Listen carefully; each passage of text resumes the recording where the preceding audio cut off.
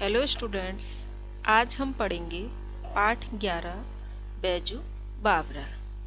इस पाठ में बताया गया है कि मनुष्य सफलता और प्रसिद्धि के अहंकार में अपने आप को बहुत ही ऊंचा समझने लगता है।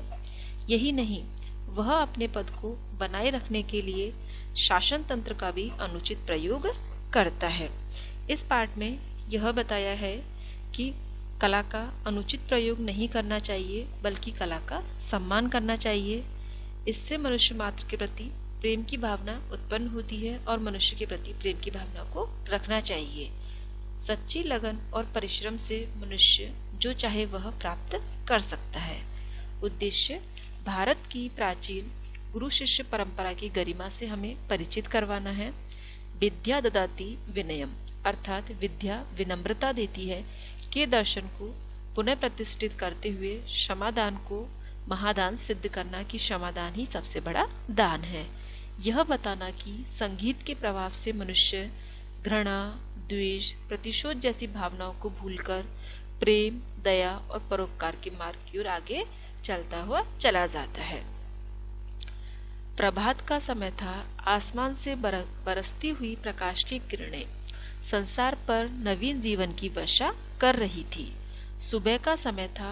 आसमान से बरसती हुई प्रकाश की किरणें संपूर्ण संसार पर नए जीवन की वर्षा कर रही थी। इतने में साधुओं की एक मंडली, एक झुंड, एक समूह शहर के अंदर दाखिल हुआ। ये लोग जो मस्त मौला थे, ईश्वर के भक्त थे और हरिजन के मत वाले थे, अर्थात ईश्वर को बहुत ही प्रिय थे। ये सभी साधु लोग संसार का बंधन तोड़ चुके थे और अपने मन को मार चुके थे। साधु गाते थे, सुमर सुमर सुमर भगवान को। साधुओं को जीवन के प्रति कोई मोह नहीं होता। वे अपने गृहस्थ जीवन को त्याग कर संसार को छोड़ करके और ईश्वर के भक्त हो जाते हैं। वे केवल ईश्वर का ही ध्यान करते हैं। जो संसार को त्याग चुके थे, उन्हें सुर ताल की क्या परवाह थी। कोई ऊंचे स्वर में गाता, कोई मुंह में गुनगुनाता। लोग क्या कहते हैं, उनको इस बात की जरा भी चिंता नहीं थी। जो साधु थे वे केवल ईश्वर का भजन करते थे। उन्हें सुर ताल की कोई पहचान नहीं थी, इसलिए कोई ऊंचे स्वर में गा रहा था, कोई नीचे स्वर में गा रहा था और कोई मुंह में ही गुनगुना रहा था। वे तो केवल मात्र ईश्वर का ही भजन कर रहे थे। वे अपने राग में मग्न थे कि सिपाहियों ने आकर उनको घेर लिया और हथकड़ियां लगाकर बादशाह अकबर के दरबार की ओर उन्हें ले जाया गया। यह वह समय था जब भारत में अकबर का बोलबाला था। उनके मशहूर रागी यानी राग गाने वाले तानसेन ने यह कानून बनवा दिया था कि जो आदमी राग विद्या में उनकी बराबरी नहीं कर सके, वह आगरा की सीमा में गीत नहीं गाए और जो गाए उसे मौत की सजा दी जाए। उस समय अकबर के जो मशहूर रागी थे तानसेन, उन्हें अपने ऊपर बहुत ही अहंकार था। वे अपने आप को मशहूर संगीतज्ञ मानते थे।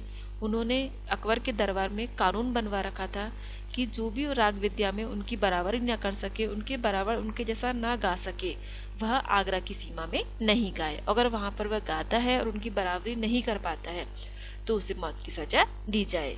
यह बात उन बेचारे बनवासी साधुओं को पता नहीं थी, परंतु अज्ञान भी अपराध है, अर्थात किसी बात की जानकारी न होना, किसी बात को न जानना भी एक अपराध ही माना गया है।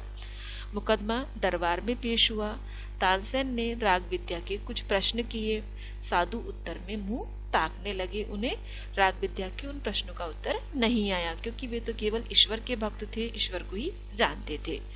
अकबर के होठ हिले और सबके सब साधु तानसेन की दया पर छोड़ दिए गए। मृत्युदंड की आज्ञा हुई। केवल एक 10 वर्ष का बच्चा छोड़ा गया। बच्चा है, इसका दोष नहीं। यह यदि है भी तो बच्चा क्षमा के योग्य है। उस समय उन सभी ईश्वर की भक्ति करने वाले साधुओं को मृत्यु का दंड दिया गया, क्योंकि वे तानसेन की बराबरी नहीं कर सके। उन साधुओं की मंडली में एक 10 वर्ष का बच्चा था। उसे बच्चा समझ करके छोड़ दिया गया। बच्चा रोता हुआ आगरा के बाजारों से निकला और जंगल में जाकर अपनी कुटिया में रोने तड़पने लगा। वह बार बार पुकारता था, बाबा तू कहाँ है, अब कौन मुझे प्यार करेगा, क्योंकि उस बच्चे के जो रखवाले थे, उसका जो ध्यान रखने वाले थे, उन साधुओं को ही मार दिया गया। मुझे कौन कहानियां सुनाएगा। इतने में ही खड़ाऊ पहने हुए, खड़ाऊ चप्पलें, हाथ में माला लिए हुए, राम नाम का जाप करते हुए बाबा हरिदास कुटिया के अंदर आए और बोले, बैजू बेटा शांति करो, शांति करो। बैजू उठा और हरिदास जी के चरणों से लिपट गया। वह बिलक बिलक कर रोता था और कहता था, महाराज मेरे साथ अन्याय हुआ है। हरिदास ने बैजू को उठाकर गले से लगाया और कहा, मैं तुझे वह हथियार दूंगा जिससे तू अपने ऊपर हुए अन्याय के विरुद्ध लड़ सकेगा, मगर तुझे 12 बरसों तक तपस्या करनी होगी, कठोर तपस्या, भयंकर तपस्या। बैजू बोला, महाराज आप 12 बरस कहते हैं, मैं 12 जीवन देने को तैयार हूँ। मैं अपने जीवन का एक एक क्षण आपकी भेंट कर दूंगा। इस घटना को 12 बरस बीत गए। अब बैजू बावरा युवक हो गया और राग विद्या में दिन पर दिन वह आगे बढ़ रहा था। बैजू बावरा ने अपने गुरु हरिदास से संगीत विद्या सीखी और वे अब उसमें पारंगत हो गया था। उसके स्वर में एक जादू था और तान में एक आश्चर्यमयी मोहिनी आवाज थी। गाता था तो पत्थर तक पिघल जाते थे, पशु पंछी तक मुग्ध रह जाते थे। लोग सुनते थे और झूमते थे तथा वाह वाह करते थे। हवा रुक जाती थी, एक समा बंध जाता था। एक दिन हरिदास ने हंसकर कहा, वत्स मेरे पास जो कुछ था वह मैंने तुझे दे डाला, अब तू पूर्ण गंधर्व हो गया है। अब मेरे पास कुछ नहीं जो तुझे दूं। बैजू हाथ बांधकर खड़ा हो गया। कृतज्ञता का भाव आंसुओं के रूप में बह निकला। चरणों पर सिर रखकर बोला, महाराज आपका उपकार जन्म भर सिर से ना उतरेगा। हरिदास सिर हिलाकर बोले, यह नहीं बेटा, कुछ और कहो, मैं तुम्हारे मुंह से कुछ और सुनना चाहता हूँ। बैजू बोला, आज्ञा दीजिए। हरिदास बोले, तुम पहले प्रतिज्ञा करो। बैजू ने बिना सोचे विचारे कह दिया, मैं प्रतिज्ञा करता हूँ कि। इसके बाद इस वाक्य को गुरु हरिदास ने पूरा किया। उन्होंने कहा, इस राग विद्या से किसी को हानि नहीं पहुंचाऊंगा। बैजू का तो मानो जैसे खून सूख गया, उनके पैर लड़खड़ाने लगे। 12 वर्ष की तपस्या थी, उस पर एक क्षण में ही पानी फिर गया, क्योंकि बैजू बावरा के साथ जो अन्याय हुआ था, उस अन्याय का प्रतिकार करने के लिए, उस अन्याय का प्रतिशोध लेने के लिए ही उन्होंने 12 वर्ष तक संगीत की तपस्या की थी। और उनके गुरु ने एक क्षण में ही उनसे प्रतिज्ञा करवा ली कि इस राग विद्या से वे किसी को हानि नहीं पहुंचाएंगे। उनकी इस प्रतिज्ञा के कारण उनकी 12 वर्ष की तपस्या पर एक क्षण में ही पानी फिर गया, क्योंकि वे अब किसी को सामने जाकर इस तपस्या से, इस संगीत की विद्या से हानि नहीं पहुंचा सकते थे। मगर गुरु के सामने उनके मुंह से एक भी शब्द नहीं निकला।